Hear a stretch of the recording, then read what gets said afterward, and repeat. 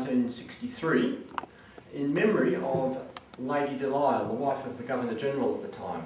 Lord Delisle was the Governor-General here in the early 1960s, and he and his wife were regular parishioners here at St John's.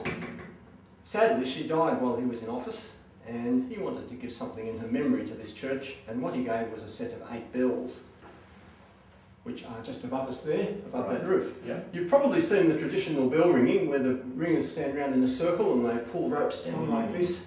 One person per bell, they stand around in a circle, and you haven't seen it in person, you've probably seen it on film. The 8 bells we have here are not swinging bells like those for 2 reasons. Firstly, there's not enough room in this tower for 8 bells to swing around. You need a lot of space. And secondly, the tower is probably not strong enough for a ton of bell to swing around. So our bells actually just hang down like that, and the clapper inside is what moves. So the ropes here are attached to the clapper. So when you pull a rope, it moves the clapper up against the bell. The sound of the bell is actually caused by the bell vibrating. So you can't have the clapper sort of resting against the bell, it actually cracks the bell. So the clapper is actually sitting on a little lever. So when you pull the rope gently, there's no sound. You're just pulling the clapper out like that and back. But if you pull a little bit further, it goes like that, and you just pull a bit faster, the clapper is pushed off its lever against the bell. So that prevents you holding the clapper. Even if you pull it out and hold it, you can't hold the clapper against the bell and crack the bell. So you have to pull the it. clapper comes back? Yeah, the clapper just drops back again, So it just goes out, hits the bell, and drops back again. So the clapper's not actually attached to the rope exactly, the rope just must hit the clapper and... The rope's attached to a lever, which pulls out gently, and if you pull it out a bit faster, the clapper flies off and hits the bell. And at some stage, if you're interested, we can climb up there, you can have a look. So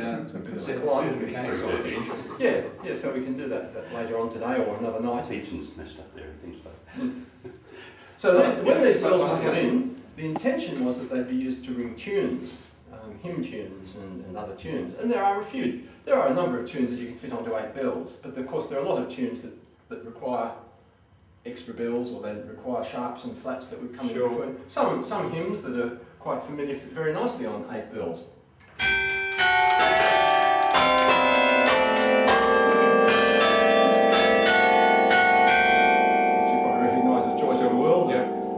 So some fit very nicely, others, as I say, a lot of tunes don't fit on 8 bells, you need more than 8 notes. So we're rather restricted in the tunes we can ring. Have you, even in a sort of traditional belfry sort of environment, how many bells would they have? It seems like 8 bells would be quite a large number, if any sort of... 8's probably typical. Some towers have 2, 4. They tend to be even numbers, although not necessarily. A greater range, there would be many actual churches with a greater range of bells. The cathedral in Goulburn has 13, I think. Really? Yes, I'm not sure. Yeah, I think it's 13, which is a strange number. They did have 8, and then they had 12, and they got another one. I think they've got 13 now. But 8's probably fairly typical. Because normally, with the change ringing where people stand around in a circle, they very rarely, if ever, would ring tunes. They ring what's called changes. Like a pill, you always say. Well, it's called change ringing, and that's because you ring the 8 bells in one order, and then you ring the 8 bells in a different order, and then you ring them in a different order again.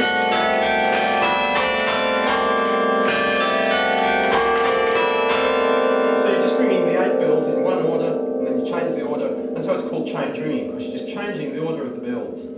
And that's the traditional change ringing where the people stand around in a circle, they are ringing changes.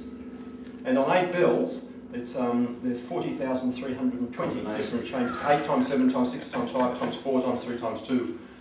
On 4 bells... How many have you got on your head there? Probably about a dozen. On 4 bells, it's only 4 times 3 times 2. So 4 times 3 times 2, 24 changes on 4 bells. So it actually multiplies. A big factor. Very, very much from 4 bells to 8 bells. So that's really what change ringing is about. And one of our early bell ringers here decided that, well, there's not room here to have 8 ringers, but he decided that we could ring changes on our fixed bells like this. I think technically it's called a chime of bells when they get fixed like this. but that, don't worry about the technicalities. But he decided on this chime we could actually ring changes. If we had one person ringing the top 4 bells and one person ringing the bottom 4 bells.